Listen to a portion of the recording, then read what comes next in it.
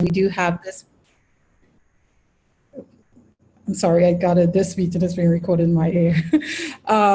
So one of the things that we thought about as we are working with colleges once we got this charge in 2014 was to how do we identify those services that are really needed to help students get access to quality support in the online environment. And we've been identifying, as many of you guys know, some key areas that we think would help colleges build out their student support services. And so one of the things that we've done is we've developed within Canvas a portal that identifies the current, and I say current because a lot of these services this can grow, right? This portal can grow. We can have different platforms added to this portal, and we can maybe change out services if we think as we learn more about what the needs are for the online student, this platform will, this portal can grow. But what's within this platform, and I'm gonna save that a little bit to the end to show you some of the stuff. What is within here though speaks to how do you get access to these services? How do you implement these services within your college and within Canvas? And as we gather all of these in one spot, that was our first step and our first attempt at really bringing online student support services to the system. As we recognized that that was a great approach, we also recognized that a second step to this had to be, how do you bring those services in one place and within Canvas? So it's almost like a twofold project, right? You know, you get the services, like what are the various services? And again, it's not limited to these are where we started. And then once you've done that and colleges have started adopting these services, okay, how do you present that to students so that it's accessible and available to them? And the idea that we thought about was the whole idea of the online student support services hub and having that accessible within Canvas. And that does two things. It does more than two things, but two key areas. One, it provides great access to students. And two, it brings student services into the conversation, the online conversation, and it brings them into Canvas. And you know, Canvas is our platform now, right? It's our LMS for the system.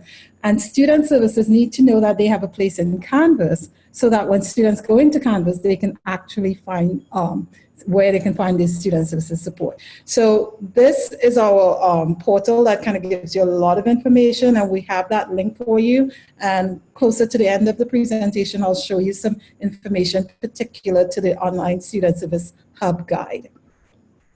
So our interest in building this hub, like I mentioned, was about bringing all these services together. And really our focus has been about equity with OEI, with CVC-OEI. And there's nothing in my mind more equitable when it comes to student support services in terms of online, like a hub, right? You have the student in the center and you're bringing all these services together. So when we think about the hub, we're thinking about an equitable approach to student services, okay? And we're looking at bringing this information so that students can see how they can easily go to one place and access these services and really not have to kind of go to different websites and find all these varying pieces of information and sort of piece it together. So really it's about access to all, and there's nothing more equitable than that. So the other key piece to the idea of the hub, which when you think about student services in the online environment, when I would ask, as I was researching and thinking about this, when I would ask about student services being available for the online student or the student using online support, I would get a lot of colleges, and to you, if you look at the DE report from the Chancellor's Office, you'll see a lot of colleges saying, yes, we have these services in the online environment. And it's not true, and it's not that it wasn't true that they had these services in the online environment. What they have, and what you all have, many of you, are websites that provide information. And while that is necessary and important and needed, the use of the service in the online environment for a student who doesn't want to come to campus, who can't come to campus, who may need to have service available at a time that is not convenient in terms of college hours. That isn't available in the online environment in a continuous and in a frequent way. And so the whole idea of what we're talking about here when we talk about the hub is what I choose to call the app experience. If you think about what an app does, right? An app isn't about providing information and a bunch of text. An app is about doing, and it's about action. So the concept of the hub, bringing student services and student support, beyond the traditional student services, so any sort of student support, bringing that together in a one-stop place within Canvas, and then ensuring that the services that are available are actually action services. And so when we thought about that, I thought about MiraCosta, I'll have to say, in terms of working with a college to really get that get it off the ground.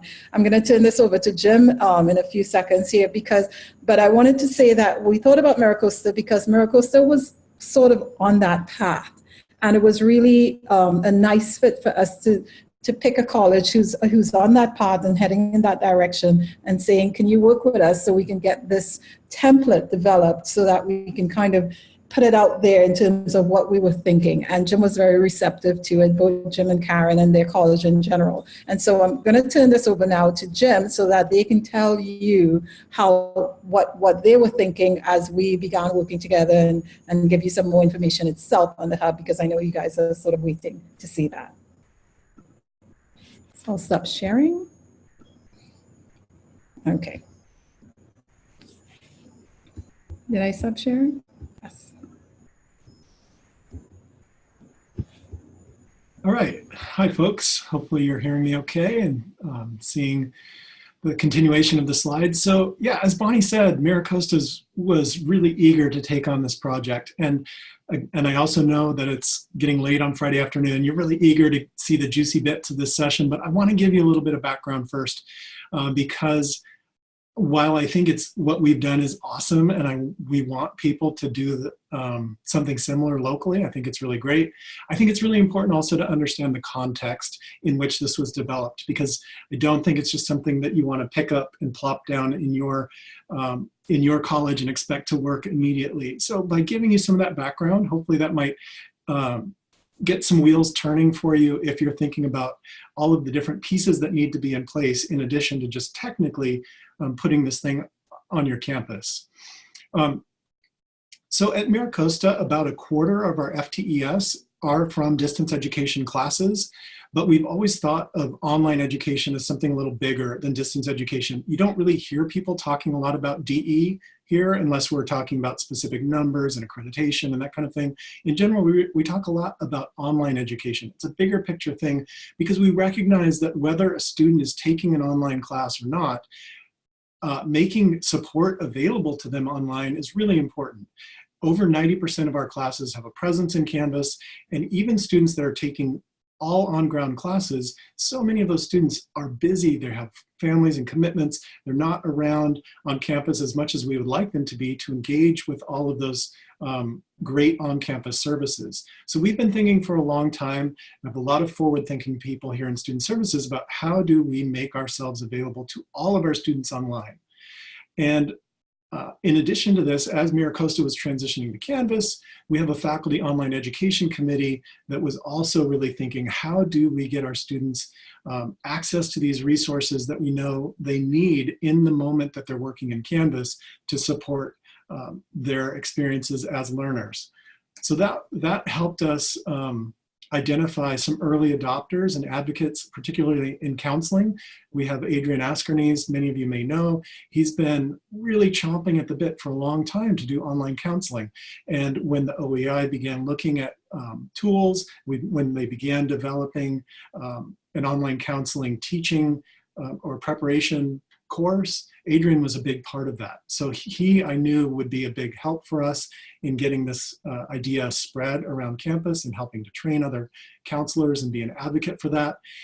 And we also have folks in the library who were thinking, how do we take all the great library resources that we have online and translate that into the Canvas environment when students are working? And so, so between those two areas, we had some initial trials, some technical development, some getting things going.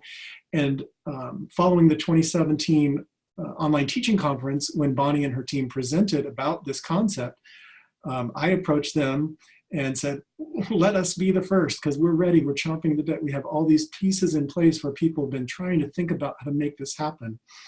And we spent a year really over the course of the entire 2018 meeting every couple of weeks with Bonnie and her team and a number of folks from here, just fleshing out the concepts and ideas. And actually, you know, Bonnie now says Canvas was always the goal, but we spent a lot of time actually thinking about transforming our institutional website as a possibility. And that's challenging. That can be really helpful. And I'll touch on that a bit more at the end.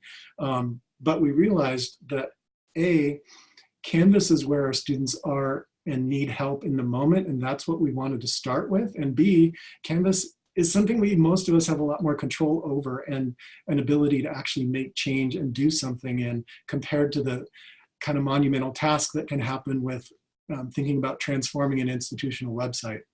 So we played around with ideas. We started mocking some things up, and then in spring 2019, Karen Turpin, our online instructional technologist, took all that and turned it into reality and solved all the technical trickiness with making this happen and coordinated with student services that were interested and got it up and running. So she's going to be sharing a little bit more of those details with you in a few minutes. But just to give you a screenshot, if you've never seen what this looks like, here's what it is. And I'll go in and do a demo in a second. But in Canvas, in the global nav menu, we've added a button that says Student Support, which takes you to this course inside of Canvas that looks like this.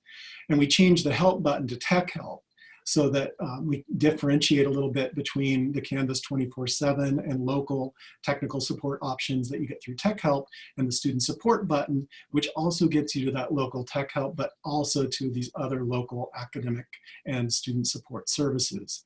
So here's what the services look like. And again, I just wanted to show you this for a second, and we'll do a live demo in a moment.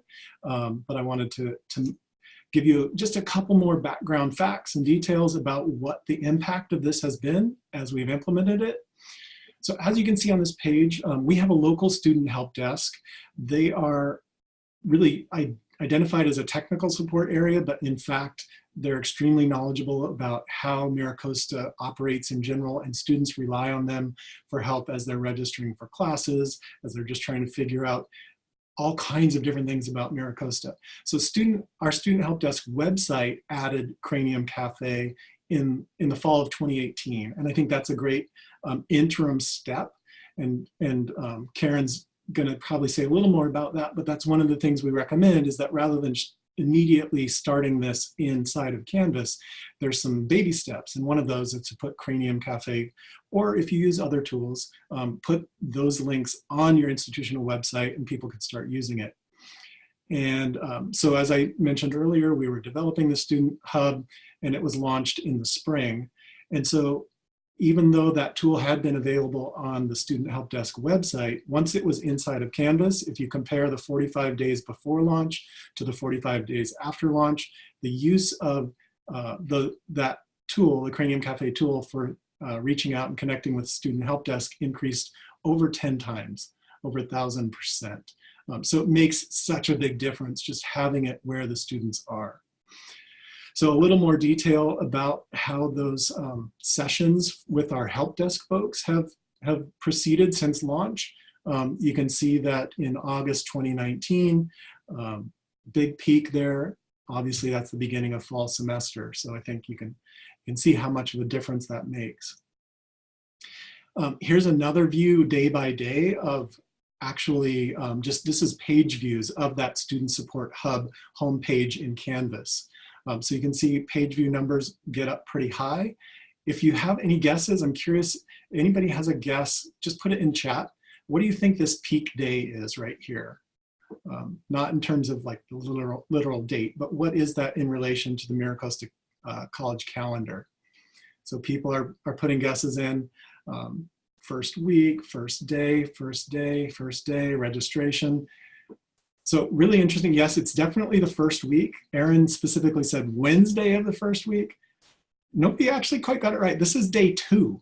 So this is Monday of our first day of the semester. This is day 2, Tuesday. This is Wednesday, and then it calms down. And you may recognize this pattern from looking at other kinds of activity on your campus, but of course these are weekends.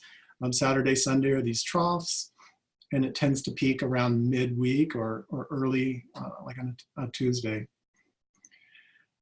All right, so I want to again go back into the Student Support Hub because I know you want to see a little bit more of it, just what it looks like. So I'm going to jump over to our live Canvas instance. And again, here's this Student Support button that we've added with changing that to Tech Help. If you click the Student Support button, you bring up this page. So right on this page, again, as Bonnie was saying, the app experience means minimal text, very visual, very quick and easy to get to an action, very action-oriented or connection directly to a person who can immediately help. So if you're not even sure what you want to do, looking at this page, you can scroll down and find that Cranium Cafe card for our student help desk right there. You can see they're online, knock for live chat, and immediately you're connecting with a real person in the moment. Just to give you some idea of what each of these look like very quickly, I'm going to just very quick go through these. The library website. So library website is awesome, but this gives you kind of the greatest hits, the best things that a student might need in the moment. They're working on a project in Canvas, trying to get an assignment done. They realize they could use some library help. When they click on that online library, right here is a search bar that will search all of the library resources and bring up results. Right here, you can live chat with a 24/7 librarian. And then there's some quick links to some of the other resources the library provides that the library knows are the most popular things on their full library website. Tutoring online. So this gives you right away access to online tutoring. You can see the schedule of the tutors available for the week. We participate in the Western e-tutoring consortium. So it's maybe different from what a number of the rest of you do for online tutoring, but it's a quick and easy way to get to it right there. Our local writing center has a great service they provide to students who would like to get writing feedback without coming in to the writing center. They can submit a paper online. Our writing center consultants will actually open up that paper and create a video that they send back to the students where they just talk through the same kinds of things they would talk to that student about if the student were sitting with them in the writing center. We have our counseling online. So at that link, you can see that they have choices to chat with an advisor, to schedule a full online counseling appointment or other types of appointments. These all have Cranium Cafe cards if you go to any of these, and you can also see there's a link to an online advisor right here. And we just recently added our Career Center online. So this is where students can connect immediately to what the Career Center calls their career peers. These are folks who can advise students on what might be a great choice for them in the kinds of careers and pathways to those careers. And again, very action-oriented, quick links to some of the most useful things that the Career Center provides to students. And the last thing here is the Student Help Desk, which we've already talked about. And right there, you know there's that Cranium Cafe card, so students can immediately connect with someone to talk to. All right, and with that, I'm gonna stop my sharing and let Karen talk to you a little bit more about Canvas integration, some of the things about how this was built and what you can learn and how you can start working on doing this on your own campus. Okay, folks, one moment here. Let me go ahead and share my screen. Okay, my name is Karen Turpin, and I built this student hub. I basically took their concept and built it. I built one of the concepts I was thinking when I built it was I wanted this to be able to be built by anyone who has administrator access to Canvas. So that's a lot of our distance ed coordinators, and to kind of keep it in an area where that could happen fairly easily so Canvas was a good choice. What I have developed for OEI here is a technical guide to show you how to set up that Canvas course that we've just seen Jim demo there, and all the different points that go into it. So there are a lot of moving parts that I would love to tell you about in detail in this, but I don't have that long period of time, but they one of the things that we did do for the Student Hub is we house it in a sub account, and that way we could have the permission roles. One of the things that folks were worried about was students messaging each other on a course that's open to everybody on campus. So we did figure out how to limit that, and this technical guide I have here literally will walk you through step by step how to set up the student guide. And again, I wrote this at the distance ed coordinator levels, so it should be fairly step by step to go through. Also, I included any guides that were out on campus on how to do some of the other tasks in there. With the Student Hub, we get those statistics. One of the things that we ran into was we enroll all of our students in this hub, and there are options. Obviously, you can, as you go through your implementation, there are options. And so one of the things we ran up against is the statistics wouldn't run directly from the course. So I've got some workarounds on how to get those numbers that Jim showed you, so you can find out what your peaks and valleys are in your hub and how well this Student Hub is serving your students. So there are like basically step by step, as like I said. And one of the things that we found on building the Student Hub that kind of almost by accident was we found another way to communicate directly with our students. As Jim showed you there, we have those ConnectEd cards that can be embedded in there that requires some setup with your LTIs. Again, something that in addition to this technical guide is available out there, also something to do as long as you have administrative access. But we found that by putting an announcement in the course, it was putting it on the to-do list for the student. And if they were subscribed to notifications, they got a notification. So it was really, really helpful to students to keep connected with it and get that help. And for instance, we had counseling appointments available, which is where we pretty much found this to be super helpful. And the big thing here is just be careful with what you're posting on announcements, because it will publish out to the students in there. Also on the technical side, we developed a Student Hub readiness checklist. What I found in building this hub, there was the technical side of it, and we have a template for you that you can use. But what happened really is you got to get your departments ready, like Jim had said, to be in the Student Hub. Like they have to start thinking about the processes they're doing. What are you doing today? What do you want to do, and how are you going to get there? So we have prepared the Student Hub readiness checklist that goes through each one of those phases so that you can use that with your departments. If you say like career services, that you want to come online with us, you know, let's sit down and do that. Also, as Jim mentioned, I'm going to show the career services. Getting folks started as far as getting them ready to be in this hub.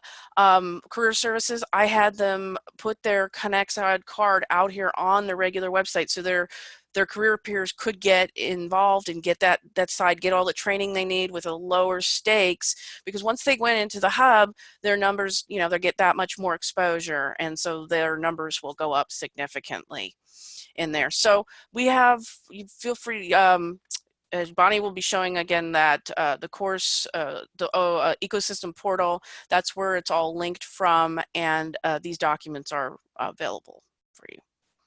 So I'm going to pass back to Jim here.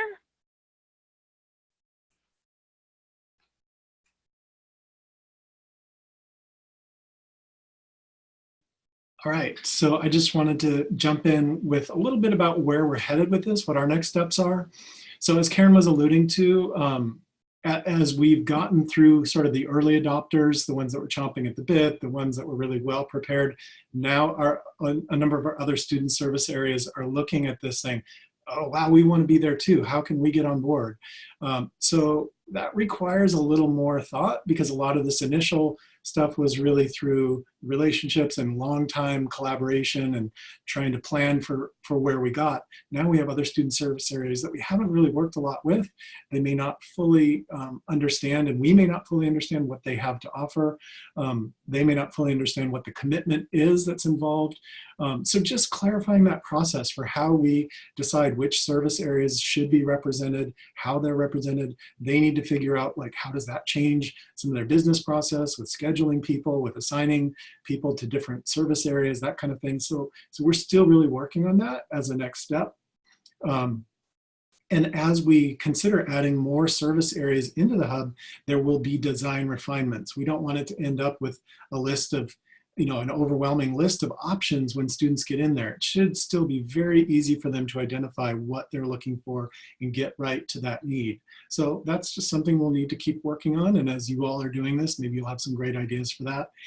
And then finally, I just want to say, there's still, I think, a need to go back to some of the original CVC-OEI concept, which was all about transforming the institutional website to be something that students also find navigable and kind of an app-like experience. And we're fortunate right now at MiraCosta that we are in the midst of a website redesign. And we also know that there are some student service areas like admissions and financial aid, where putting those things in Canvas might be great for current students, but for prospective students, that's not very helpful. So we're trying to figure out how we can indeed apply this concept as well as in Canvas back into our institutional website. So that's something we're actively working on right now as well. And back to Bonnie to wrap up.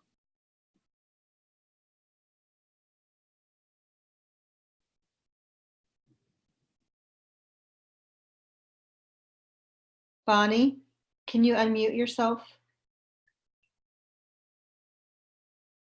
Sorry. Okay. Okay, hold on. Let me just back to. Okay. So just to sort of wrap up, as Jim mentioned, a lot of this stuff is in phases. So when you're thinking about what you need to do, really, you have to think about all of your student services, right, online.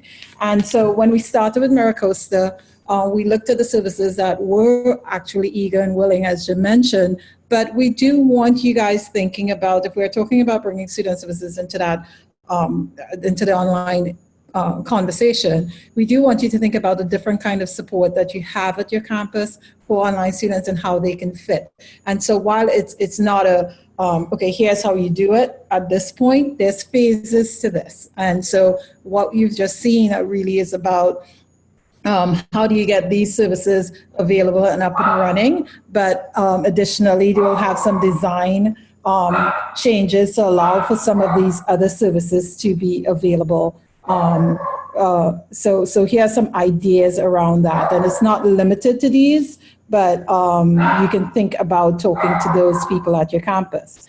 The other part to this too is, and Karen sort of mentioned this, as you think about your what you want to do and having this available at your campus, you need to think about what that commitment is. And it's very interesting to think about this from an online student standpoint or a DE program standpoint, but you have to also think about this from a student services standpoint. And so student services need to think about how do they bring this into their policies and practices, okay? So the college obligations are really important, and you have to think about how you market and promote the hub. So I want to show you really quickly, if I go here, back into the hub, as Karen was noting, I'm sorry, my dog is barking, I apologize. As Karen was noting, you'll see the guide for building the hub. And when you think about the hub guide, we have some recommendations, as Karen noted here, but I wanted to show you really quickly what you can find in here. part of our recommendation is a recommended platform when you don't have a platform. We work with Connects Ed in particular to offer online student support services. So that's why you see with MiraCosta where counseling is using it, the help desk is using it, and some of the other services are using it. That platform, we recommend that platform for student services options. And so we're identifying kind of, as you think about like what can admissions do or what can financial aid do, you can see where some of the services could be made available. So you can find this information in this ecosystem. So I just wanted to note that, and we can make this available to you, and you'll find all the information that you need in terms of this website. And because one of the questions in the Q&A that several people asked was about getting access to that technical how-to document that so that's up in the portal right now. Exactly. So this is available in that portal, so you can easily go to it and you'll find that information. And we'll be updating it as we go along, as we figure out, more information to put into the ecosystem portal itself. Okay. Okay. And I'm gonna stop there. That was the end of our presentation, and I know you may have questions. And I'm gonna mute so that you guys won't hear my dog anymore. I apologize. That's okay. The dog is very enthusiastic about the Student Services Hub, and as many people are, we can tell by the comments in the chat. So one of the questions, and this is probably for Jim or Karen, who administers that Student Services Canvas site?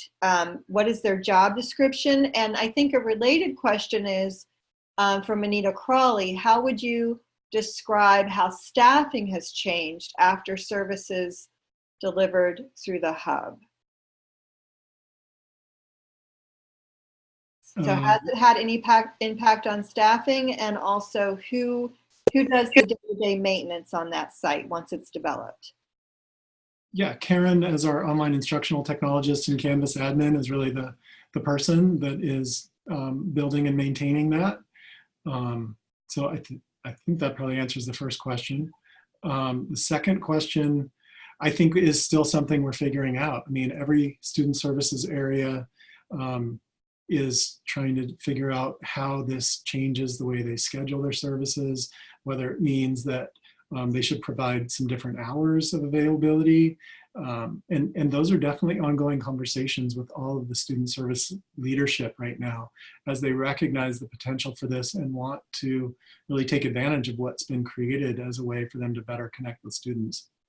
Okay, great. And I think, oh, sorry, Bonnie, go ahead. Yeah, I was just going to add, it's really important that that point is noted if you're considering doing this. It's not business as usual, right? You have to think about, again, this is about bringing student services into the online conversation. And that means really kind of giving students what they need and meeting them where they are. It does not mean 24/7. Everyone sort of goes there with it, but it does mean thinking about how you offer your services to students. So wanting this and not wanting to think about that won't mesh. And that's why it's ongoing conversation. So it's really important that that is noted. And that kind of, I think you might have just answered this question from Berlin. Is the aim for this support hub, I'm sorry, let me start again. Is the aim for the support hub to have all services responsive 24/7, or at least to have some consistency in availability? Consistency is a key, and I think only your services and your college is going to know what is needed, right? So again, I always say to people, I don't think 24/7. I don't think you need a counseling office available at 24/7. Someone has to sleep, right? Students have to sleep, counselors have to sleep. But you do need to make it available where you have working people who after 5 may not be able to have access to a counseling office that closes at 6, right? So it doesn't mean 1 o'clock in the morning. No one, I don't believe that, and I don't think a student will need that. But you do need to think about how you're providing services, and the consistency is key. If you know you can, and I'm going to go with a really low number, I don't think you should do this, but if you know you can only offer 2 hours a day, then that you need to show up 2 hours a day. you can't just say I'm available and not be available, right? And one of the things about the ConnectEd card, it lets you post on the card availability, and it posts when you're away and when you're online. So when the student actually goes into the hub, they can see real-time activity happening. So you just have to think about it differently and reasonably, as opposed to like it needs to be all or nothing. And another question was about posting the @ONE URL for the resources. So I just reposted that in the chat, so everyone can see that there. And that's also where the recording of this session will be posted in 1 to 2 weeks.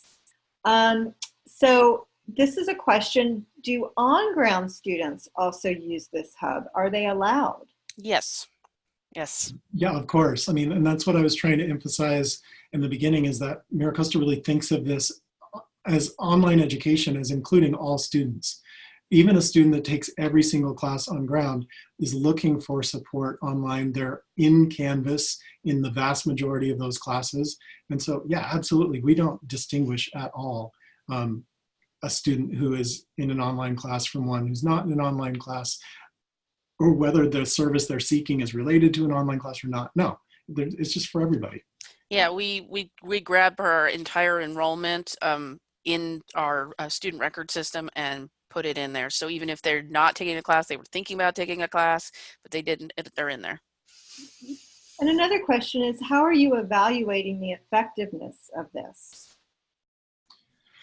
Well, I mean, we've just launched it, so we're looking at just how many students are accessing things through it. And I think that's an ongoing, I mean, that's something that we've been trying to do for a long time, is evaluate the effectiveness of our support services, whether it's on ground or online. So I think every support service area has its own ways that they want to do that. So I don't think we want to necessarily treat this as completely different. Again, with the idea of online education being something that's integrative, this shouldn't be seen as some really weird, wacky thing that is separately evaluated from everything else that these student support areas are doing. It's just one more way that we're reaching students. So are we reaching the students? Are the student support areas accomplishing the goals that they have for themselves through this? Then great. And there may be something way more specific that's a better answer that really would come from each of those service areas and what their goals are and what they're doing, that I can't give you right now. Maybe Bonnie could say more about that. Yeah, no, I mean, you've said it, Jim. The actual, again, if we think about student services, I hope there's a lot of student services people in the room today, because I think, once we think online, we think DE, and in many ways we also think classes and courses, and student services have not really been in the DE or online discussion. And once they're in there, they can start factoring these things into their program review and how are we offering services. I mean, counseling, especially I think at MiraCosta, it's already there, right? So they're thinking about it, that this is just another modality, really, when we're offering our services. And so that's the way we need student services to think about it. I mean, we were having a meeting one time and we were kind of working out like what are the college's responsibilities. And I believe it was Jim who sort of noted, well, this is not just about the DE program review, it's about student services program review. And that is so true, because this is about bringing the support into the environment. And so evaluation and things of that nature would also need to match up with what student services department have in their program review in terms of how they're reaching students. And so hopefully they're in the room today. Okay, and I'm going to do one last question, even though we're at time. From counseling, how are you integrating online scheduling into SARS? Yeah. So that needs a little more time, but I can say this: there is an integration with SARS anywhere, but it's not the integration. There's some functionality that isn't there when you integrate with SARS anywhere. So some of the functionality that you get from Cranium Cafe, and I'll use some of that off the top of my head, like where students will get text. A text message about their appointments and things like that. You lose that in the SARS anywhere integration. So it can integrate, but there's some it's a limited integration, and you know, we can always talk to you more about what that looks like and put you in touch with ConnectSet to kind of give you the details of that. But it is there to a certain extent. Well, great. Well, that brings us to time and actually the end of Can Innovate 2019. So I want to thank Bonnie, Karen, and Jim for bringing it to such an awesome close. And I want to thank all of our participants out there. We had we actually have 108 in now. We had a little more a few minutes ago.